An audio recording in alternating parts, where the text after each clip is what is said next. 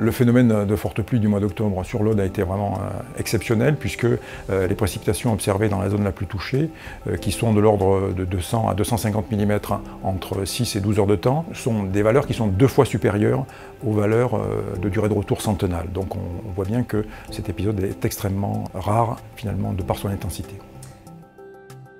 Les zones de pluie se sont succédées à intervalles extrêmement réguliers et ont balayé quasiment toujours la même zone, la zone finalement où les dégâts ont été les plus importants, et se sont succédés en apportant régulièrement des quantités, des intensités extrêmement élevées.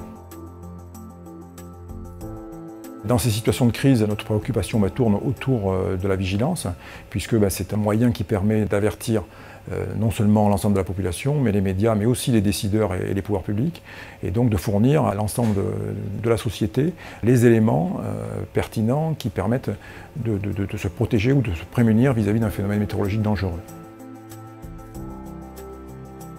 Sur le département de l'Aude, 4 secteurs sont passés en vigilance rouge en même temps, ce qui est inédit. On recense 3 phénomènes aggravants. Le premier, c'est la saturation des sols qui était relativement forte. Le second, c'est l'événement météorologique, son caractère stationnaire. Et le troisième, le fait que le caractère stationnaire s'est corrélé à un alignement avec les bassins versants. Cette crue a été éclair et dévastatrice par l'intensité des phénomènes. Les bassins versants du Loquet, du Trapel et de l'Orbiel, pour ne citer qu'eux, ont été très durement touchés. Des villages entiers se sont retrouvés sous les eaux. On a observé sur certains bassins versants une montée du cours d'eau de 7 mètres en 2 heures.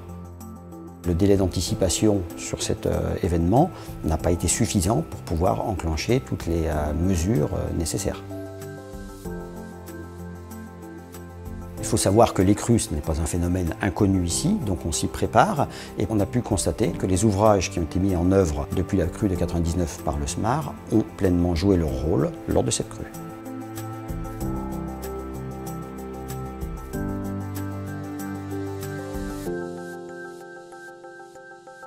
Nous avons travaillé en partenariat, bien sûr, avec tous les acteurs, l'État, la préfecture, puis les collectivités, à la fois sur le moment des inondations et de la crise, avec les services du département des routes, le SDIS, les sapeurs-pompiers, et tous les services ensuite municipaux et de la préfecture.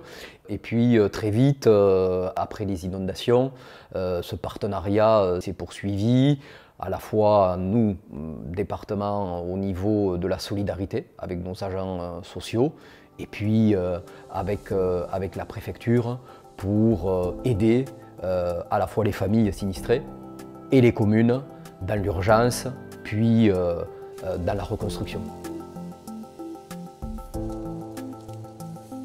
Je pense que dans cette épreuve que l'Aude a subie, qui est une épreuve pour toute la population, les Audois ont montré une très belle image de solidarité.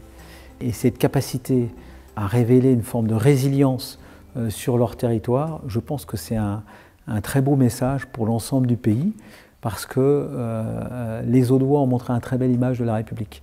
Et il faut qu'on soit capable de montrer que nos valeurs républicaines, elles nous permettent de valoriser nos territoires, tous nos territoires, et notamment nos territoires audois.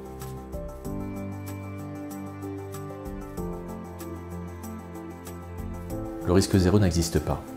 Donc, quelles que soient les actions que nous allons mener, que nous avons menées, nous continuerons à vivre sur un territoire soumis au risque d'inondation. Notre responsabilité aujourd'hui, c'est de réduire ce risque-là, avec humilité, car l'humilité doit être le maître mot de l'ensemble des actions que nous menons sur ce territoire.